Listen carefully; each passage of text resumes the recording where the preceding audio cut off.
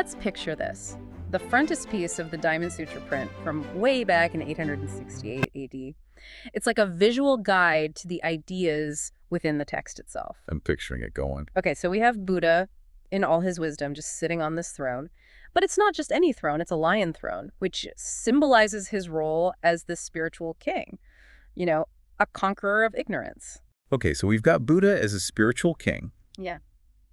But he's not alone in this image, right? Right. He's flanked by all these powerful protective deities. They add this whole other level of intensity to the image, I think. Wow, so we've got Buddha as a spiritual king, these powerful guardians. It sounds pretty intense. This whole image must have been intended for a very specific audience, don't you think? Absolutely, but it might surprise you. You see these monks and nuns gathered around, which you might expect, but there are also everyday people just hanging out. Oh, interesting. So it's not just for the super spiritually devoted. Exactly. Yeah. This wisdom, it isn't reserved just for those who've devoted their lives to spiritual study. It's for anyone seeking a deeper understanding. I love that. What else is in this image? And here's a fun fact. Oh, yeah. You know those Pekingese dogs? The little fluffy ones? Yeah. Well, a lot of people actually mistake them for lions in this image. Really? Why is that? Well, they were actually bred to resemble the lions you often see in Buddhist art. It's like this really cool detail that highlights how images were used to make these really complex, profound ideas accessible to everyone. Wow, that's such a cool detail. Okay, so we've set the stage with this incredible visual, but let's dive into the actual text now. Yeah. The Diamond Sutra is often called the diamond cutter, which I have to say sounds a little intimidating. A little bit, yeah. So what exactly is it cutting through?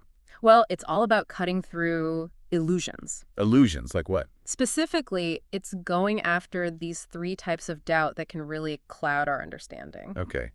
I'm intrigued. What kind of doubt? So there's doubt about the teacher, doubt about the teachings themselves. Right. And then most importantly, there's doubt in ourselves, doubt in our own capacity to even grasp this wisdom. So it's almost like the sutra is saying, hey, don't just take my word for it, question everything. That's pretty bold when you think about it. It is bold. And you know what else is really radical? One of the most central ideas is that the Buddha's enlightenment, it wasn't a one-time event. It wasn't? Nope. It's presented as this glimpse into the true nature of reality, Right. a reality that the sutra suggests is accessible to all of us. Okay, so we're not just talking about one person achieving enlightenment here, Yeah. but rather enlightenment as something that's already present within all of us. Exactly. It's a potential that we all share. That's a pretty mind-blowing concept. Yeah. So how does that change how we live our lives? If we're all potentially enlightened, where do we even begin? Well, the sutra uses this really great analogy. It compares our world to a lamp. Okay. So just as a lamp needs fuel to burn, our world continues because of our cravings, our attachments. Our cravings and attachments are the fuel. Exactly. They keep the whole thing going. And what the Diamond Sutra suggests is that if we can somehow extinguish this fuel of craving, we can start to experience the world completely differently, free from the suffering that these cravings create. So it's not about running away from our desires and cravings, but more about changing our relationship to them. Exactly. So it's not about erasing our cravings altogether, but transforming how we relate to them. I like that.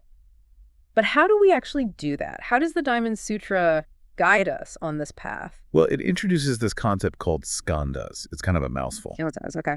Basically, they're the 5 components that, according to Buddhist thought, make up our sense of self. Okay, so the Diamond Sutra says our sense of self is made up of 5 things. What are they exactly? We're talking form, sensations, perceptions, mental formations, and consciousness. It's like this whole system. Hold on, so you're saying what I experience as my solid self, my identity, is actually a construction of these 5 constantly changing things. That's a lot to take in. It's a pretty radical shift, right? And it gets even more wild. The Diamond Sutra suggests that nirvana, that ultimate state of peace and liberation and samsara, the cycle of suffering we find ourselves in, they're ultimately the same thing. Wait, hold up.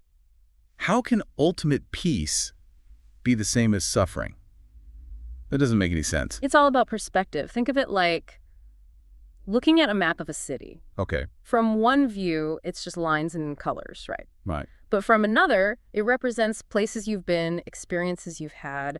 Maybe even your favorite bakery is marked on there. I see what you're saying. Both perspectives are true, but they offer different levels of understanding, right? Right. That's kind of like how the Diamond Sutra describes relative truth, our everyday experience, and ultimate truth, a deeper understanding of reality itself. Okay, that's a really helpful analogy.